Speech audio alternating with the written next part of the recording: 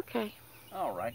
This is wild lettuce. I've already picked a bunch from the property over there, and also around the play fort. There's a big batch while she was wandering around showing you the asparagus. Anyway, it's very easy to pick. Takes you about a minute and a half. You're too dead. I ain't gonna fool with you. And lets it grow so we can give it to the rabbits. we actually let it grow on purpose, and the rabbits love it. If you're watching YouTube or doing anything, or not YouTube, Facebook, there's about every other week you see something, how to make a morphine-like compound out of wild lettuce. This is pretty much it. I've never tried it. I've never tried it. I have no. We don't do it. I've toyed with the idea once or twice of, in case of the world has a real bad calamity, but the most we've ever been without power here was about a week and a half one time. That was a, manageable event. So we've never done it. Never even really printed out all the stuff to see how to do it. But anyway, we're going to go back over to the rabbit cage, and you can see the rabbit coop from right here. And I like all the things that are close and therefore very easy to just bring right in. We intentionally grow a number of things, both during the summer and the winter, specifically to feed the rabbits and the chickens for that matter. A lot of the tomatoes, an awful lot of our tomatoes, we will end up just throwing to the chickens because either they're defective or whatever like that, and chickens love them. So I'm just going to cut these down to some chunks in size. By the way, the rabbits like these. The other day, when I was doing the Bocking 14 comfrey, they made liars out of me and ate the dickens out of the comfrey, which they usually kind of like, no, if that's the best you're going to give me, okay. So if they make a liar out of me today and don't eat this, it'll be kind of par for the course, But they're pulling at it pretty good. And I just cut them into chunks and stick them down into there. And even the little guys can typically get these because I push them down in a ways. And they'll pull them in through the cage over the course of that one's big enough, I'm not going to bother trying to push them in. I'm just going to throw them over here to one of my bucks. My less flighty buck, I guess you'd say. This one here is kind of an interesting character. The brown one? Yeah, he's not really he's not really the smartest thing I've ever had, which I guess doesn't really matter for a buck. You don't need to be all that smart, but he's an oddball. All right,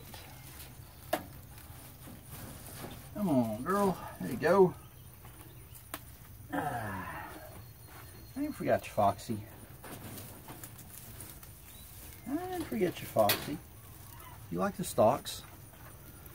They'll get quite a few of these. This will make a dent in this will definitely make a dent in what they eat tonight from the commercial food. And tomorrow sometime during the day I got to go over and get a bunch of kudzu because the kudzu supply is getting pretty low back there. That's one of our main feeds. As you can see, they go pretty much after it, especially the guys that are usually hungry. Yeah, there you go. There you go, Fluffy. That's why I was being lazy yesterday. Yeah, she likes it. Yeah.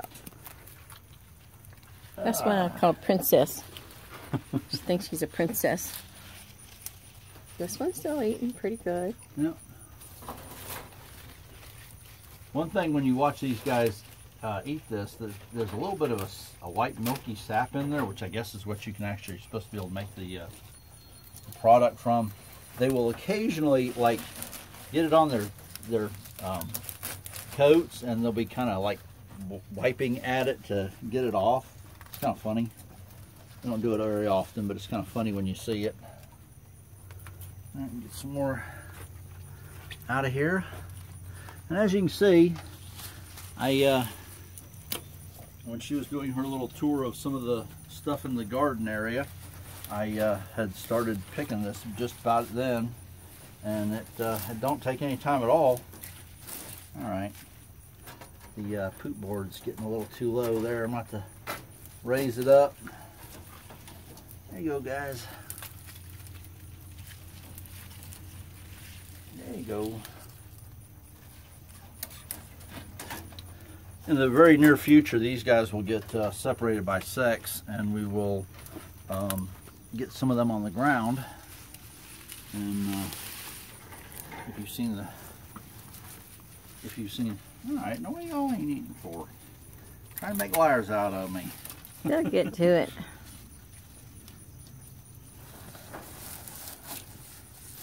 But a lot of what the does and the bucks are not huge eaters, but as a general rule, the growers, these guys here, are in fact big eaters. They're the ones that usually are eating everything they can get their hands on. Yeah, you got some in there. I fed them a fair amount of stuff out of the garden today as I was weeding, and they probably aren't as hungry as they are some days because I spend a lot of time in the garden weeding. Did he eat his, or did I not give him any? You gave him a little stalk. I shoved it on down in there. He's kind of lazy. Oh, see already. And this one ate his. Yeah. You gave him one. Okay, I'll give him some more. Yeah, it's all gone. I'll give him some more. I'll give him some more. And we may have to do some separating real soon here. Often when you've got quite a few in the cage, you don't get a lot of mating going on. But every now and again, they do. And none of these guys are up here are sexed, so We'll have to this do time that. of year it's hot enough to where our bucks are sterile anyway, but still. All right. Okay. I guess we can. Do you want me to? Yeah, we can go ahead and end because this? I'll probably just throw the rest of this in. Hello, girly. She needs a little bit more too. She'll eat when it cools off a little bit more. Yeah. There you go. She's one of them we like a lot. Yeah, there. she's probably one that'll get. She's the fuzzy one. All right. If you like this sort of thing, I ask you to subscribe, and thank you for watching. This will go up as part of the series of feeding your rabbits from your yard, and we intentionally grow a lot of things to do just that. We'll be talking about them over the coming weeks. Thank you for watching. Bye.